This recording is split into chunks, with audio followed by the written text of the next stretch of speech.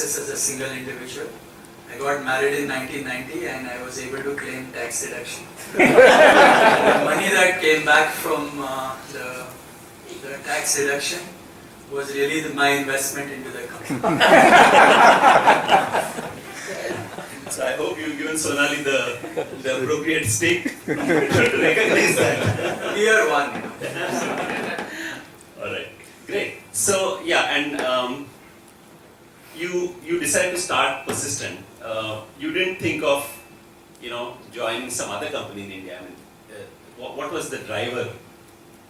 What made you jump? See, okay, I'm an arrogant, cocky, totally crazy guy. Okay, there was no way I was going to work for anyone else. That was not going to happen. When I was returning back, I had very little respect for most of the other companies that were operating in India. So I had decided I was going to do something different and do it in my way. And the other thing that was quite important in my context, and I sort of kept reviewing this, I still look at it, is that am I compromising my CV? So I'm kind of CV conscious in that sense. So I wanted to make sure that even if I came back to India, I was not going to compromise my CV. And I was working in a research job at HP. So I had to make sure that even in the research context, I was not missing on. I didn't see an opportunity to do that if I were to join some company. So there was nothing else. And when I was coming back, I already had business with me. So sort of walking to somebody, giving them the business in a company that I wasn't sure about, just didn't make any sense at all. So there was really never an option. And how, I mean, when kids, as we grow up, we've had enough of our parents, right? And especially after you get married. I mean, what made you get your father as a co-founder? I'm sure that would have been quite interesting, right? See, it was one of those discussions that I had with him where I said, either you are in or you are out. I don't want advice. So that was it. So I said, if you're going to give advice, I don't want you to be just sitting and telling me what to do. Either you are in it or I'm out of it. Meaning I cannot I cannot have you just sitting every morning, every evening giving me advice. But he was sporting, so he agreed to say that, okay, fine, I'll work with you. There was enough to do, and it was quite exciting. I'm sure he would feel like it was a good thing for him as well. He worked almost 23 years with me. Right. And that is actually quite a story. I mean, we've seen. Yeah, and he was always very supportive, and he's still very enthusiastic about everything he does. And I'm sure most of you have met him also. So he's quite active in what he does, and he was a great support in every way. There were many aspects of the business I did not look into, and the arrangement we had was that I was mostly responsible for technology and sales. Everything else kind of, mostly the admin and everything else he was running, and that's sort of where the distribution was. And I know for those of us who've been in this business, we know how Dada was a big support for anything and everything. If we came across any difficulty, he would be the first person we reach out to. Right. And he's actually been a big support for a lot of entrepreneurs, right? Yes, he spent a lot of time with them. He was always open to sharing, a lot of the documentation that we had, and we had a fairly good setup. And he set up the Software Exporters Association predominantly to go after this whole thing, because see, when we started out in the early 90s, we were the first company in STP in Pune. We were the first STP company, right? Yes, we were the first company to have exported any software from any STP in India. So we started out in this whole context where the rule books and everything else were being made with us, meaning for us. So a lot of different contexts that was going on, and there was so much confusion as far as one range, one customs, all kinds of mess.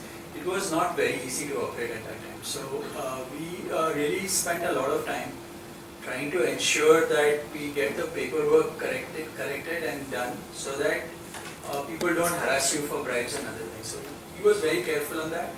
And I remember him, and of course I've also done that. We would go to the Shop Act office and Customs office and spend hours there, but just sit there and make sure that the papers move rather than pay any money to agents. So we really never employed any agents in the first few years. Even now we don't, but even then the way we did it was we got the agent, we paid him the fee, and and said, please explain the process to us, but don't come with us. Because when the agent goes there expecting money from him, so we would not let him come to the office with us, but I would go myself and he would go as well to the customs office. But we didn't know the process, so the agent would tell us what he's doing, but we would not let him go to the meetings. Interesting. Anand, the genesis of Persistent is to build a different company. You wanted to be different from all the companies that operated out of India. Now, can you expand that a little bit and say what did you see as the status quo in the industry, and what were you trying to do differently? No, so again, if you're a small company, if you feel like everyone else, then you have no story. That's the basic thing that is quite obvious. So if you are trying to be one of many, it's very hard to make a living. So we had to do something different, whatever it is, quirky or otherwise.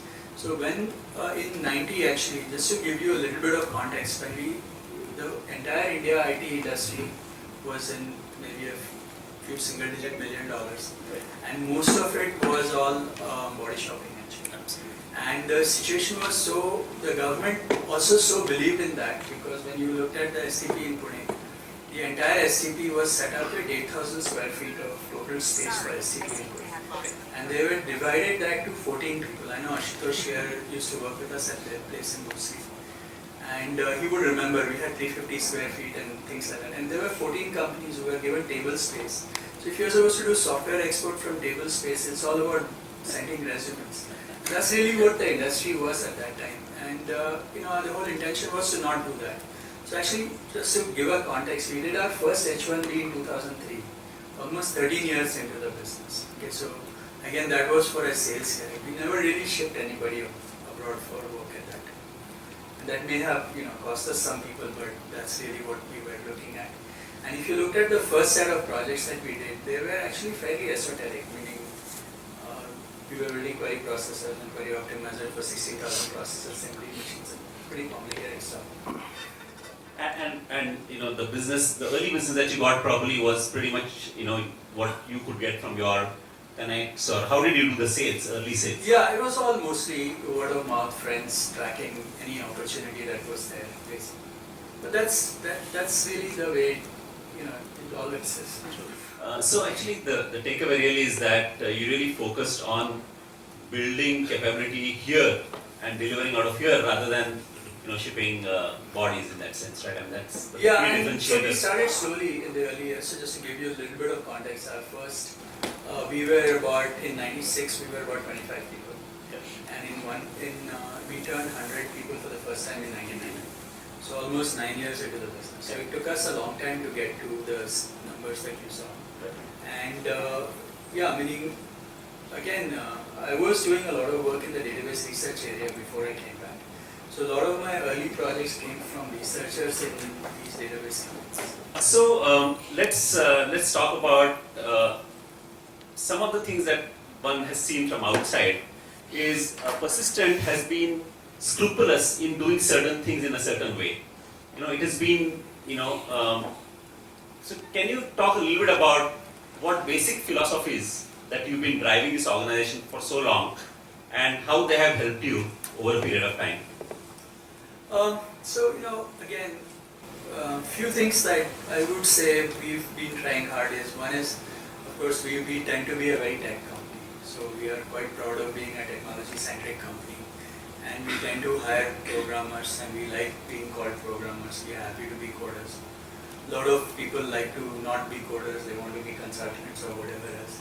But we are quite sure that we are a coder company, and it comes with its own pros and cons. But that's really the business that we have been in. So we like that stuff. So that's one.